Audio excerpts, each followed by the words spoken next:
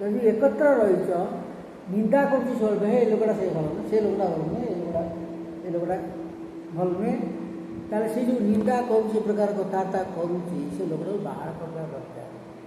ବାହାର କରିଦେଲେ ଆଉ ଝଗଡ଼ା ହେବନି, କଳିଟା ବାହାରିବ। ତାପରେ ସେଇ 10 ପଦରେ ଆମେ ଦେଖୁଛୁ ପୁଣି ପିତୃହୀନର କ୍ଷେତ୍ରରେ ପ୍ରବେଶ କର ନାହିଁ। ଆମେ ପଢ଼ିଥିଲେ କାଲି କେତେ ପଦ, ଆମେ 23 ଅଧ୍ୟାୟ 10 ପଦ କଣ ଲେଖା ହେଉଛି, 9 ପଦ ପଢ଼ିଲେ ଯେ ମୂର୍ଖର କର୍ଣ୍ଣଗୋଚର କଥା କୁହ ନାହିଁ,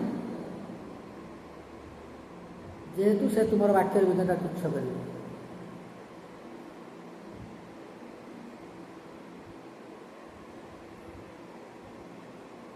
ପୁରାତନ ସୀମା ଘୁଞ୍ଚାଅ ନାହିଁ, ପୁଣି ପିତୃହୀନର କ୍ଷେତ୍ରରେ ପ୍ରବେଶ କର ନାହିଁ। ଏଇଟା ଆମେ କାଲି ପଢ଼ିଥିଲେ ନାଇଁ କି?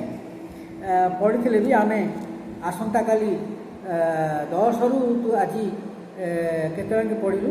10ରୁ 15 ଯାଏଁ ପଢ଼ିଲୁ। ଠିକ୍ ଅଛି, କାଲି ଆମେ 10ରୁ 15 ଯାଏଁ ପଢ଼ିବା। ଏଠି ଲେଖା ଅଛି ଲାଷ୍ଟ ପଦରେ, 10 ପଦରେ, 23 ଅଧ୍ୟାୟ 10 ପଦ,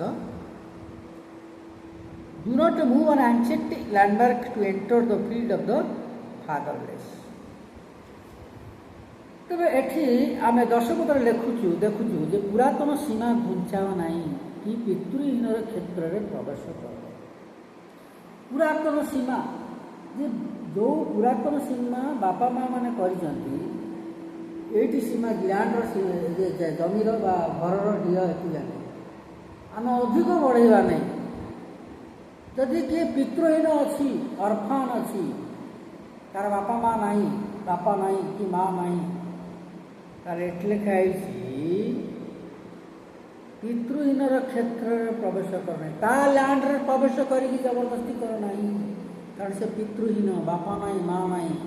ପ୍ରଭୁ ତାକୁ ଦାୟିତ୍ୱ ନେବେ। ଯଦି ଅନ୍ୟ ଜଣେ ଅଧିକାର କଲା ସେ ଜାଗାକୁ, ପ୍ରଭୁ ସେ ଅଧିକାର ତା ଲୋକଙ୍କୁ ସେ ଦଣ୍ଡ ଦେବେ, ଯେଉଁମାନେ ଅଧିକାର କରିବେ ଜବରଦସ୍ତି। ଆମେ କାଲି ପଢ଼ିବା 11ରୁ 15 ପର୍ଯ୍ୟନ୍ତ ଆମେ କାଲି ପଢ଼ିବା।